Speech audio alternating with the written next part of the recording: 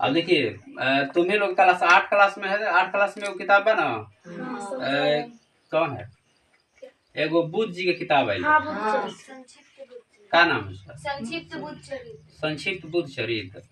मैंने संक्षिप्त बुद्ध चरित्र मतलब ये भेल कि भाई उसके बारे में बुद्ध के बारे में मैंने संक्षिप्त जानकारी है ना भाई। अब एक दिन पढ़े थे, तुम लोग को समझाए थे, समझा है। अब उसमें पढ़े थे कि बुद्ध जी को क्या साबित करने की कोशिश किया गया है, भगवान के अवतार, भगवान के अवतार। अब वो देखिए सोचे वाली बात बा कि बुद्ध एक क्या थे, मानव। बुद्ध क्या थे, मानव थे ना।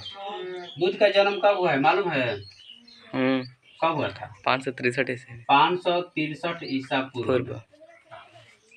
उनका जन्म हुआ है नेपाल में। कहाँ हुआ है, नेपाल में, लुम्बिनी में। नेपाल की जगह कौन है, लुम्बिनी में हुआ है, लुम्बिनी में हुआ है उनका जन्म, है जी।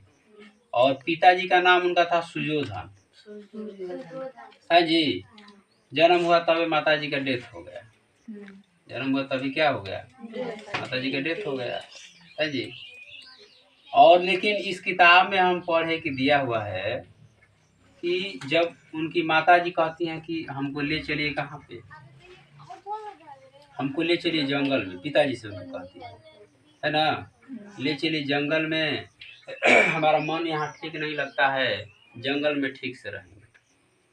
तो पिताजी कहते हैं कोई बात नहीं, चलो उधर, तुम्हारा उधर ही रहना, है कि नहीं। और जब उधर ले जाते हैं तो ये कहती हैं कि एक रात को हम सपना देखे, तो सपना देखे कि बादल से हाथी निकल के आई और हमारे शरीर में समा गई। जब सुबह जगे तो देखे कि हम क्या हो गए हैं, हाँ हम गर्भ धारण कर लिए, मैंने हमको बच्चा होने वाला है। तो इसी दिन इसी तरह से टाइम बीता, टाइम बीतते बीतते हुआ कि भाई कुछ दिन के बाद इनको है ना एक मैंने बच्चे का जन्म होता है। अब बच्चे के जब जन्म होता है तो बच्चे का जन्म होता है तो पूरा प्रकाशित हो जाता है, क्या हो जाता है, पूरा प्रकाशित हो जाता है। अब प्रकाशित हो जाता है, प्लस में फिर क्या होता है जी, तो पूरा आसमान से देवी देवता अपन फूल की क्या कर रहे हैं, बारिश कर रहे हैं। अब सवाल सोचने वाली ये है कि क्या कभी ऐसा हुआ है कि किसी मनुष्य का जन्म हो और जन्म लेते ही वो प्रकाश हो जाए और कोई देवी देवता ऊपर से फूल बरसाए, ऐसा हो सकता है जी। तो इसको साफ साफ ये समझ में आता है कि वो लोग क्या कहता है, विष्णु का अवतार घोषित करना चाहता है।